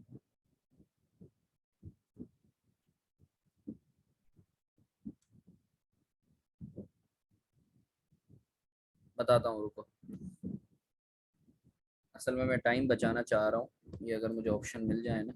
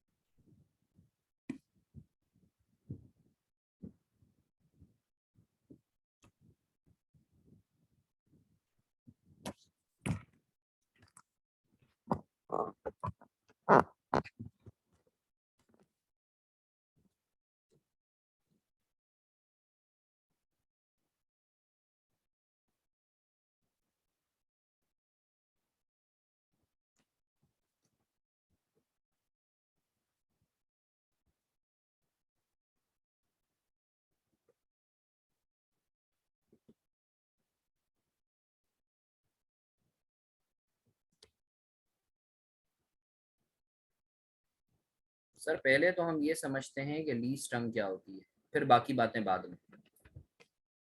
लीज टर्म क्या होती है पहले तो ये समझते हैं। सही है भाई, देखो लीज टर्म जो होती है ना उसके अंदर तीन चीजें आती हैं। स्क्रीन नजर आ रही है तुम लोगों को बच्चों?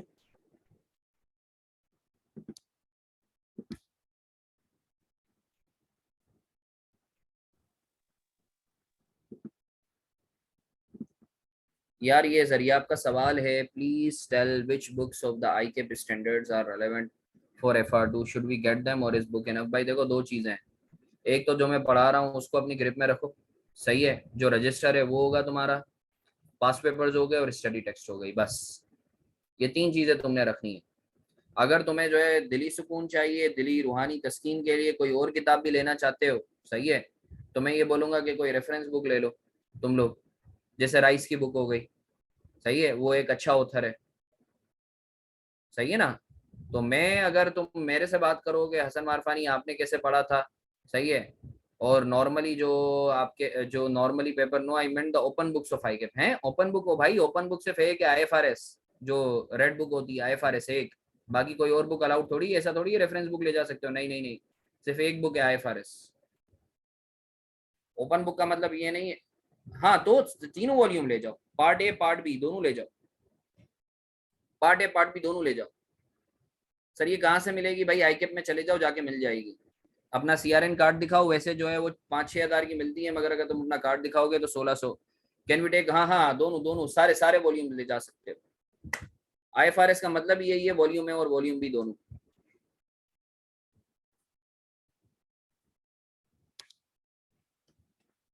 Sir lease term, sir lease term है क्या भाई, देखो लीज टर्म जो है ना, लीज टर्म का मतलब क्या होता है, लीज टर्म के अंदर तीन चीजें आती हैं।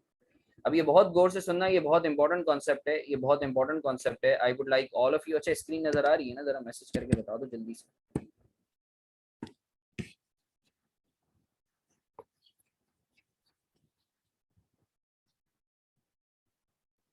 मैसेज करके बता दो स्क्रीन नजर आ रही है या नहीं नजर आ रही। अच्छा, एक एग्जांपल लेते हैं। आरिफ मेरे पास आया, बोला हसन मारफानी गाड़ी चाहिए, या हसन मारफानी एक शॉप चाहिए मुझे किराए पे, मैं जो है बहुत बड़ा जो है लेट से लैंडलॉर्ड हूँ, और जो है मैं क्या कहते हैं शॉप्स वगैरह जो है वो किराए पे जो है वो देता हूँ। अब मैंने बोला सही है आरिफ मियाँ, आपको जो है वो क्या कहते हैं शॉप किराए पे मिल जाएगी। अब देखो यार, जब आप बिजनेस करते हो ना, when you talk about the business, when you talk business, तो आप जो है रिस्क अपना कवर करते हो। अब मुझे पता है कि अगर मैं शॉप अपनी दे रहा हूँ इसको किराए पे, तो जाहिर सी बात है कि मुझे बहुत सारे फैक्टर्स का ख्याल करना पड़ेगा। तो मैं आरिफ को बोलता हूँ कि देख आरिफ जो है, हम मिनिमम 2 साल का कॉन्ट्रैक्ट करते हैं, 2 साल का तो वो पीरियड होगा जिसमें लीज कैंसिल नहीं हो सकती, अगर तू जान छुड़ा के भागना चाहेगा नहीं जा सकता, अगर तू जाएगा तो तेरे को पेनल्टी पे करनी पड़ेगी, नॉन कैंसिलेबल, कैंसिल हो ही नहीं सकती है। नॉन कैंसिलेबल पीरियड वो पीरियड होता है जिसमें आपकी लीज कैंसिल नहीं हो सकती है। फिर राशिद ने बोला, आरिफ ने बोला, अब क्योंकि वो जगह अच्छी है तो आरिफ ने बोला कि अच्छा हसन, मैं ऐसा कर सकता हूं कि मैं 5 सालों का जो है वो एग्रीमेंट करूं, 2 साल तो नॉन कैंसलेबल होंगे, अगले 3 साल कैंसलेबल होंगे, यानी मैं चाहूं तो अगले 3 साल कंटिन्यू करूं, या मैं चाहूं तो अगले 3 साल जो है मैं से कभी भी किसी दिन आके डिसकंटिन्यू कर दूं कैंसलेबल पीरियड। फिर आरिफ को ऐसा लगा कि नहीं यार जगह अच्छी है, और जब आप बिजनेस करते हो तो आप दुकानें चेंज करने का नहीं सोचते, आप कोशिश करते हो एक ही जगह पर रहो, मगर मैं बोलता हूँ नहीं हम 5 साल का करेंगे कॉन्ट्रैक्ट। तो आरिफ ने बोला हसन यार आप इसके अंदर एक क्लॉज रख दो कि अगर 5 साल बाद भी मैं रिन्यू करवाना चाहता हूँ तो मैं रिन्यू करवा लूँ, रिन्यूएबल पीरियड। मैंने बोला सही है भाई, अगर तुम चाहो तो रिन्यू करवा लेना अगले 5 सालों के लिए। तो इस सिनेरियो में नॉन कैंसिलेबल पीरियड 2 साल का है, कैंसिलेबल पीरियड 3 साल का है, और रिन्यूएबल ऑप्शन वो 5 साल का है। तो सवाल ये पैदा होता है कि सर मेरी जो लीज टर्म है, जो मेरी लीज टर्म है, जो लीज का टेन्योर है, वो मैं 2 साल रखूं नॉन कैंसिलेबल, या 5 साल रखूं कैंसिलेबल प्लस नॉन कैंसिलेबल, या फिर मैं 3 + 2 + 5 10 साल रखूं। तो स्टैंडर्ड बोलता है कि भाई आपकी जब भी IFRS 16 के तहत लीज टर्म आपको कैलकुलेट करनी हो ना, तो आप non cancellable period plus cancellable period, अगर लेसी का इरादा है कि वो कैंसिल नहीं करेगा, प्लस रिन्यूएबल ऑप्शन का पीरियड, अगर लेसी का इरादा है कि वो लीज को रिन्यू करवाएगा, इन तीनों को आपने सम करके जो है वो देखना है तो आपके पास आ जाएगी लीज टर्म। मैं वापस रिपीट कर रहा हूँ, लीज टर्म के अंदर तीन चीजें आएंगी, नॉन कैंसलेबल पीरियड जिसमें कैंसिल कोई भी नहीं कर सकता, कैंसिलेबल पीरियड जिसमें लेसी चाहे तो कैंसिल कर सकता है, प्लस रिन्यूएबल पीरियड लेसी चाहे तो रिन्यू करवा सकता है। तो याद रखो कैंसिलेबल पीरियड और रिन्यूएबल ऑप्शन पीरियड को भी आप लीज टर्म का हिस्सा बनाओगे अगर कैंसिलेबल पीरियड के हवाले से लेसी को ऐसा लगता है कि वो कैंसिल नहीं करेगा, और रिन्यूएबल पीरियड को उस वक्त बनाओगे अगर लेसी को ऐसा लगता है कि वो रिन्यू करवाएगा। अब सर हमें कैसे पता चलेगा, डे वन पे लेसी कैसे बता सकता है कि भाई मैं कैंसिल करूंगा या नहीं करूंगा, या मैं रिन्यू करवाऊंगा या नहीं करवाऊंगा? बड़ी आसान सी चीज है, पहले तो ये चीज, इसको मैं लॉजिक बताता हूँ कैसे, ये तुम खुद बोलोगे, मैं नहीं बोलूंगा, तुमने खुद ने बोलना है। पहले तो ये समझ लो कि लीज टर्म जो है उसके अंदर तीन पीरियड्स होते हैं, non cancellable period, plus cancellable period अगर तो लेसी का इरादा है कि वो कैंसिल नहीं करेगा, प्लस रिन्यूएबल पीरियड अगर लेसी का इरादा है कि वो रिन्यू करवाएगा। तो लीज टर्म तक क्लियर है, तो फिर आगे बात करते हैं। पहले तो बताओ लीज टर्म तक क्लियर है या नहीं, फिर मैं आगे तुम लोगों के दिमाग के जो कीड़े हैं कि सर डे वन पे लेसी को कैसे पता होगा कि वो कैंसिल करवाएगा या नहीं करवाएगा, या रिन्यू करवाएगा या नहीं करवाएगा।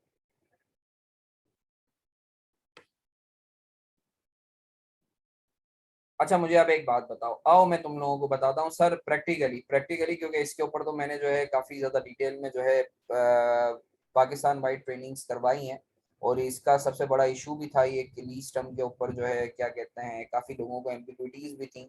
तो आओ मैं तुम लोगों को बताता हूँ, बल्कि तुम खुद बोलोगे कि सर हम लेट से राशिद ने मुझसे एक शॉप किराए पे ली, अलीना ने ली, बल्कि लेट से एक शॉप किराए पे। अब हमने तय किया कि भाई हमारा जो है टोटल जो लीज पीरियड है वो है 5 साल का, उसमें से 2 साल तो नॉन कैंसलेबल हैं, हम दोनों में से कोई भी कैंसिल नहीं कर सकता। बाकी अगले 3 साल जो हैं वो कैंसलेबल तो हैं, मगर अलीना को जो है वो 3 टाइम्स पेनल्टी पे करनी पड़ेगी। कैंसलेबल पीरियड में अलीना कैंसिल करवा सकती है अगर तो वो 3 टाइम्स पेनल्टी पे करे। मुझे बताओ अलीना, तुम क्या 3 सालों के जो 2 साल तो देखो तुमने लीज टर्म पूरी करनी करनी नॉन कैंसिलेबल है, कि अगले 3 साल कैंसिलेबल पीरियड जो है, जल्दी से बताओ अगर तुम कैंसिल करना है तो तुम्हें 3 टाइम्स पेनल्टी पे करनी पड़ेगी, पे करोगी या नहीं अलीना, पे करोगी या नहीं?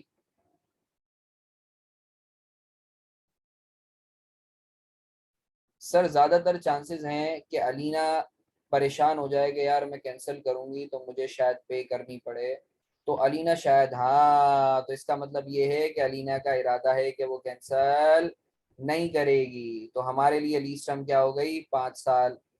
अगर तो अलीना बोलती है कि नहीं सर मैं based on my cash flows मैं ऐसा लगता है कि मैं शायद कैंसिल कर भी दूं, भले 3 गुना पे कर दूंगी, तो हम बोलेंगे 2 साल है। अच्छा एक और एग्जांपल लेते हैं, अलीना मेरे पास है, अलीना बोला कि हसन मुझे ये शॉप चाहिए, नॉन कैंसिलेबल पीरियड मैंने बोला 2 साल है, सही है। अलीना को मैंने बोला कि तुम चाहो तो अगले 2 सालों के लिए और एक्सटेंड करवा सकती हो, और जो तुम्हें किराया देना पड़ेगा वो सिर्फ 10% देना पड़ेगा अगले 2 सालों में, यानी अभी 2 साल का तो तुम किराया से 1 लाख रुपए दे रही हो हर महीने के हिसाब से।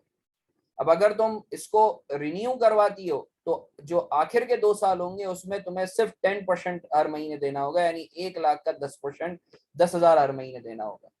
मुझे बताओ अलीना रिन्यू करवाओगी या नहीं करवाओगी?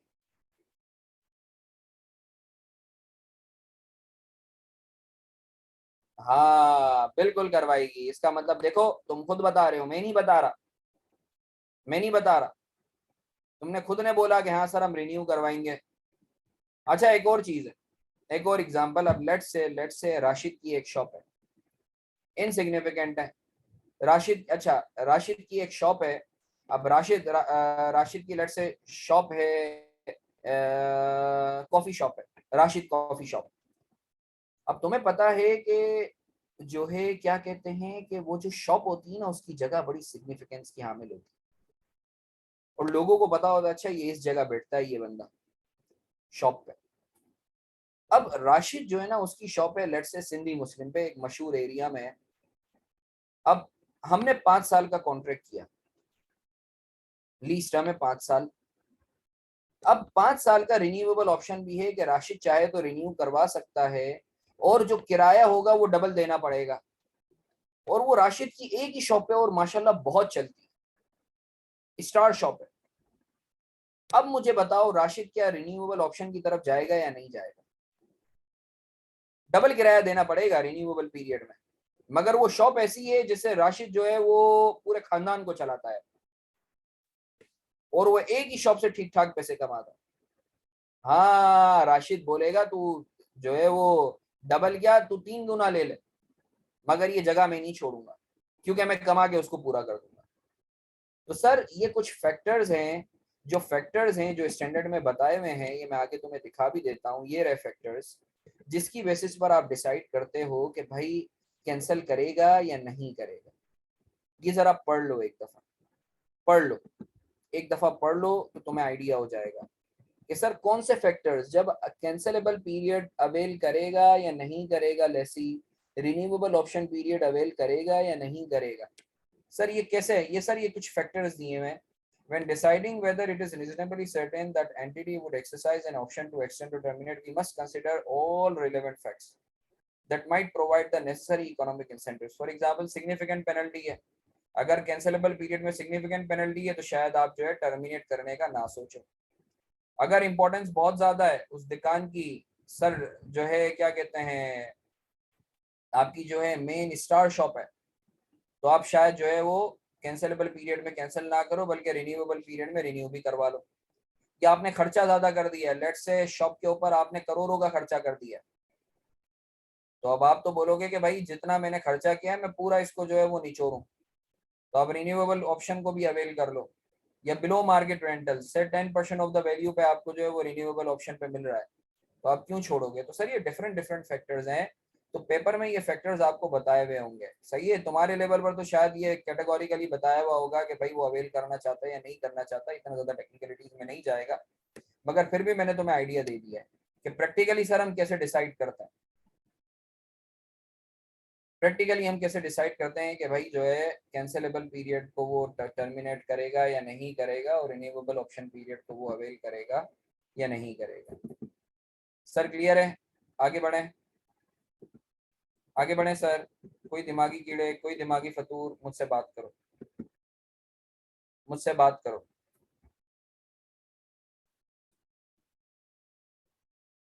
कोई सवाल?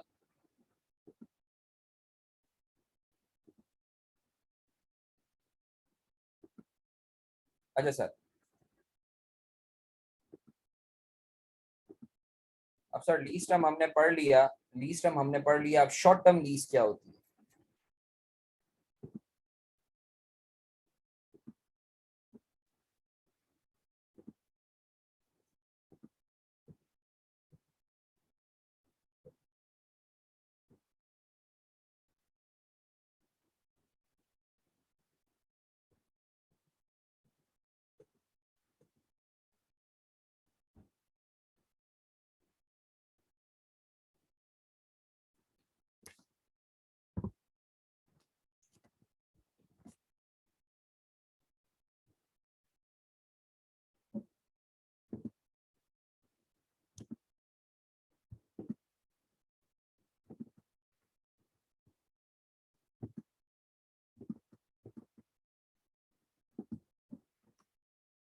सर शॉर्ट टर्म लीज क्या होती है?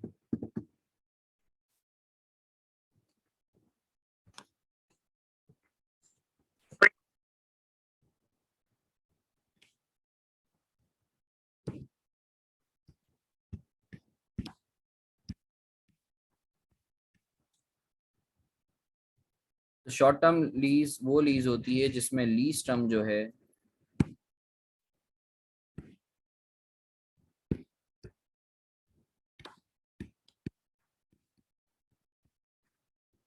लीज टर्म आपकी लेस देन या मैक्सिमम 12 मंथ्स हो, उससे ज्यादा ना हो, और नो परचेज ऑप्शन, और कोई परचेज का ऑप्शन ना हो।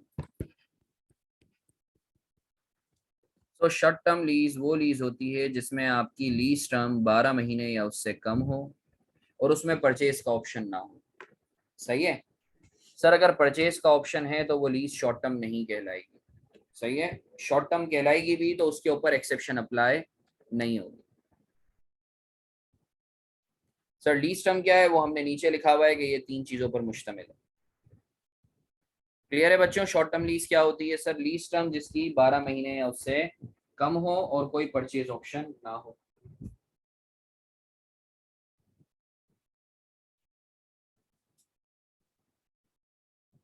आगे बढ़े, अगर कोई सवाल है तो मुझसे पूछ लो, else we should move on.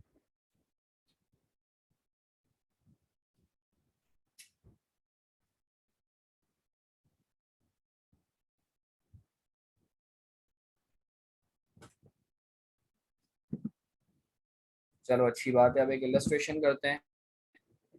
I am sure आप लोगों ने इसकी तस्वीर ले ली है और कॉपी भी कर लिया है। ठीक है, इसी सोच के साथ सर हम लोग आगे बढ़ते हैं।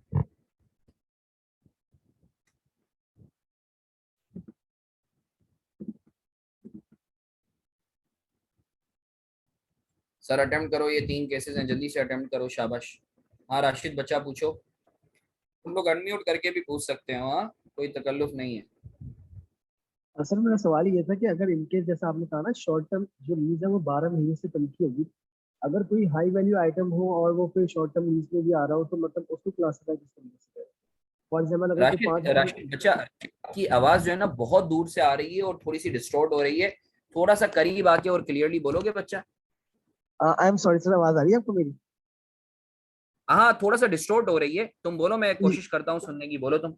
सर बस मेरा सवाल आपसे ये था कि फॉर एग्जांपल जैसा आपने कहा ना शॉर्ट टर्म लीज जो होती है वो 12 महीने से कम की होती है। अगर इन केस अगर कोई एसेट है वो आपका $5,000 से ज्यादा का है बट वो 12 महीने से कम की लीज में है, तो क्या फॉर एग्जांपल अगर कोई कंप्यूटर है वो $5,000 से ज्यादा का है मगर वो 9-10 महीने में है, तो उसको हम क्लासीफाई किस तरीके से अच्छा करेंगे? अच्छा अच्छा, मैं आई गॉट इट। देखो एक चीज याद रखो, मैंने क्या लिखा है, ये 2 सिनेरियोज हैं, ये दोनों साथ पूरा होना जरूरी नहीं है, ये अलग अलग हैं। या तो लो वैल्यूड हो या शॉर्ट टर्म हो तो एक्सेप्शन अप्लाई होगी, ये दोनों साथ नहीं है कि लो वैल्यूड भी हो शॉर्ट टर्म भी हो, नहीं नहीं नहीं नहीं नहीं नहीं। अगर एसेट जो है वो लो वैल्यूड नहीं है, नॉर्मल एसेट है, मगर वो शॉर्ट टर्म है तो एक्सेप्शन अप्लाई होगी। सर एसेट लो वैल्यूड है मगर शॉर्ट टर्म नहीं है, फिर भी एक्सेप्शन अप्लाई होगी। ये अलग अलग सिनेरियोज हैं, 2 अलग अलग केसेस हैं। ठीक है, ठीक है राशिद, चलो अच्छी बात है। फलिया, सर परचेज ऑप्शन अगर लो वैल्यू एसेट में भी हो तब भी ऑप्शन नहीं होगी सिंप्लीफाइड अप्रोच की?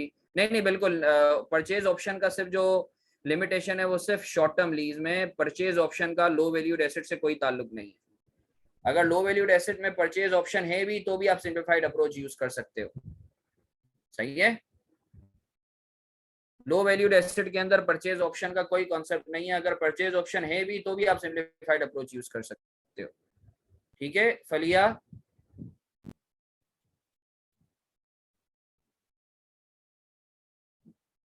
You are welcome Rashid. चलो शाबाश, सॉल्व करेंगे, सॉल्व करेंगे, जल्दी जल्दी सॉल्व करेंगे, शाबाश।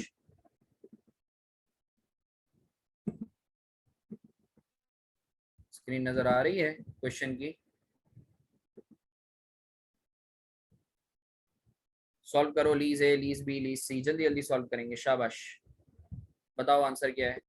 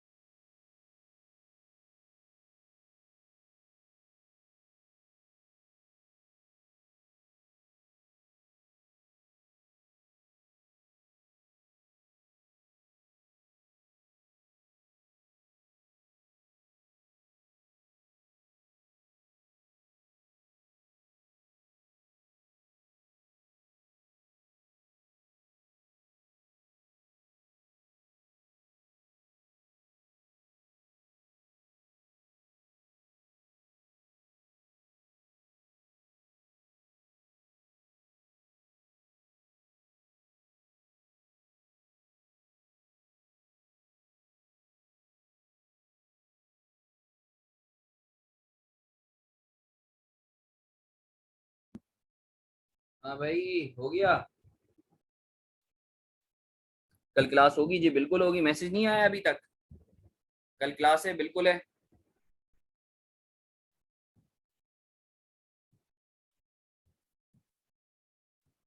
मैसेज नहीं आया।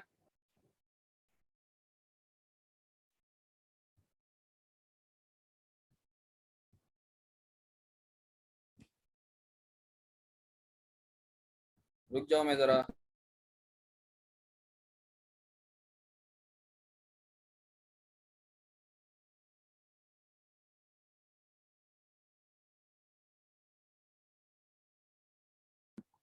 अच्छा सर आओ डिस्कस कर लेते हैं।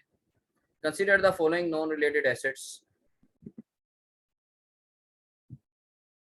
involving delivery vehicle. Entity A enters into a lease where the contractual term result in a lease term of 6 months with no purchase option. बताओ क्या ये शॉर्ट टर्म लीज है? शॉर्ट टर्म लीज है, short term lease है। Short term lease को STL लिख रहा हूँ, क्या ये शॉर्ट टर्म लीज है? बोलो ना। यस। क्या इसके ऊपर एग्जेम्पशन अप्लाई होगी? यस, क्योंकि परचेज ऑप्शन भी नहीं है। Entity A enters into a lease where contractual term results in a non-cancelable lease term 12 months plus an option to extend the contract for a further 6 months. Given that rentals in the extended 6 months would be significantly below market, management concludes that it is certain that entity will exercise its option to extend the contract to full months. बताओ lease भी क्या ये short term lease है? No, क्योंकि हमें पता है lease term का फॉर्मूला क्या है कि सर आप non cancellable plus renewable option दोनों को लेते हो अगर तो उसका इरादा है। शॉर्ट टर्म लीज है? नो, ये शॉर्ट टर्म लीज नहीं है। एग्जेम्पशन अप्लाई होगी? नहीं होगी। सही है।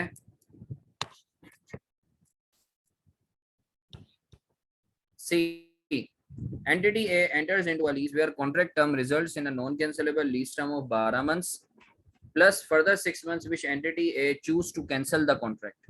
Management considers the cancellation penalty to be insignificant and thus concluded that it was not reasonably certain that it would not exercise its option to terminate. मतलब it was possible that entity could exercise this option to terminate. मतलब cancelable period तो है 6 महीने का, मगर entity को ऐसा लगता है वो कैंसिल कर देगी। तो इसका मतलब ये है कि हमारा लीज टर्म जो है वो कितना है? सिर्फ 12 महीनों का है। तो क्या ये शॉर्ट टर्म लीज है? यस। एग्जेम्पशन अप्लाई होगी? यस। सही है बच्चों? क्लियर है? क्लियर है बच्चों?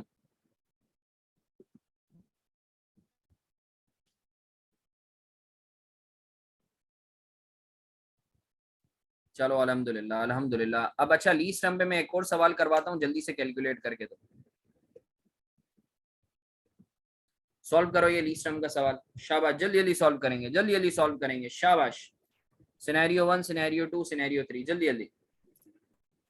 अच्छा जो कैंसिलेशन का राइट होगा ना वो सिर्फ लेसी के पास होना चाहिए। अगर दोनों के पास राइट कैंसिलेबल पीरियड का है तो कैंसिलेबल पीरियड को इग्नोर कर देंगे। मैं वापस रिपीट कर रहा हूँ, कैंसिल करने का राइट सिर्फ लेसी के पास होना चाहिए। अगर दोनों के पास राइट है तो फिर कैंसिलेबल पीरियड को इग्नोर कर देंगे।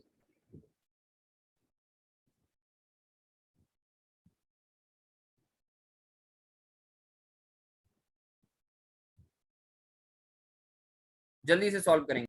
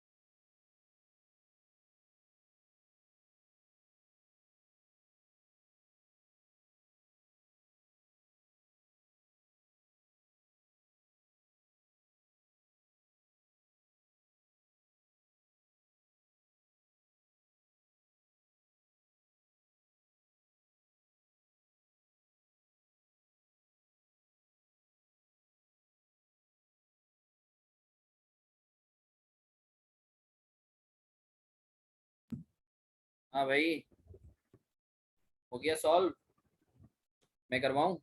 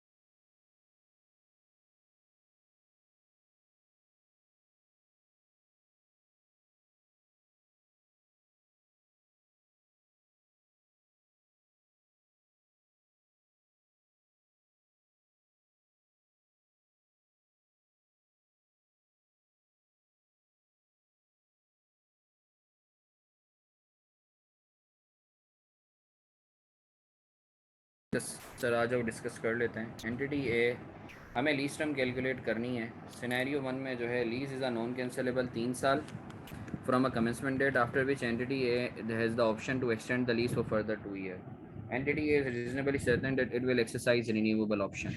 तो सर 3+2, 3+2 5 साल, बिल्कुल सही है आरिफ। सिनेरियो टू में लीज नॉन कैंसिलेबल है 3 साल का, नॉन कैंसिलेबल पीरियड है 3 साल। A has the option to extend for 2 years. A is reasonably certain कि वो अवेल नहीं करेगा, तो कितना है, सिर्फ 3 years। सिनेरियो 3 में लीज जो है वो 10 सालों की है, इसमें शुरू के 7 साल नॉन कैंसिलेबल हैं। An entity has the option to terminate the lease. Entity A is neither, it will exercise the termination option. जब कैंसिलेबल पीरियड अवेल करेगा तो हम उसको माइनस कर देंगे, तो सर कितना है, 7 years। Scenario 4, lease is a term is a lease is for a 10-year period during which first 7 year, at the end of the 7 year, entity A has the option to terminate the lease. Entity A is reasonably certain that it will not exercise the termination option. Termination option avail नहीं करेगा, मतलब cancellable period भी है तो 10 years ही है। The lease is for a 10-year period during which the first 7 year is non-cancelable. At the end of the 7 year period, both entity A and the lessor have the option to terminate the lease. Entity A is reasonably certain that it will not exercise the termination option. यहाँ cancellable period तो है, मगर यहाँ चूंकि option दोनों के पास है तो हम इससे इग्नोर कर देंगे कि, और हमारे लिए लीज टर्म जो है वो 7 years होगी। ऑप्शन सिर्फ लेसी के पास होना चाहिए। अगर दोनों के पास है तो आप कैंसिलेबल पीरियड को इग्नोर कर देते हो। सही है, आई होप आप लोगों को क्लियर है, आई होप आप लोगों को क्लियर है। किसी बच्चे का कोई सवाल, कोई कीड़ा है? चलो माशाल्लाह राशिद, अच्छी बात है। आरिफ का एक गलत है, सिनेरियो 5 गलत है।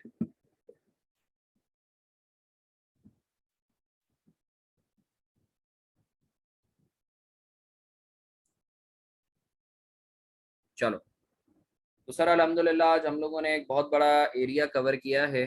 सही है, तो जो है अल्हम्दुलिल्लाह आज हम लोगों ने लीज टर्म भी समझ लिया, आज हमने ये भी पढ़ लिया कि सर लेसी जो है वो कब फाइनेंस लीज के तौर पे रखेगा, कब। फिफ्थ सिनेरियो, देखो फिफ्थ सिनेरियो के अंदर जो है हमने पढ़ा था कि अगर कैंसिलेबल पीरियड का कैंसिल करने का ऑप्शन दोनों के पास होगा तो आप उसे इग्नोर, दोनों का मतलब ये लेसी और लेसर दोनों के पास।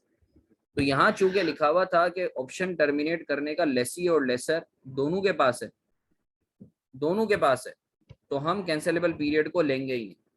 अगर तो ये लिखा हुआ होता ना कि सिर्फ लेसी के पास है, एंटिटी ए के पास, तो फिर आप 10 साल रखते हैं। चूंकि ऑप्शन दोनों के पास है तो आप कैंसिलेबल पीरियड को इग्नोर कर दो। सही है बच्चा? कोई सवाल, कोई कीड़े?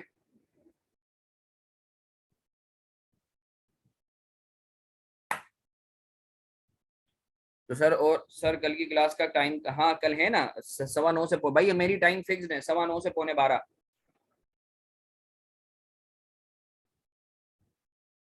अच्छा अलीना अगेन देखो, राइट तुम्हारे पास नहीं है ना, अगर उसने कैंसिल कर दिया तो फिर क्या करोगी?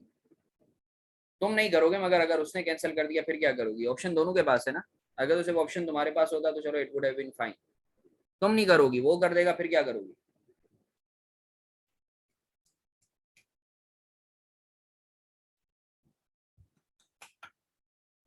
सर हिम्मत है अभी पढ़ने की, आज इतना ही रखें? जल्दी से मैसेज करके बताओ, हिम्मत है या नहीं?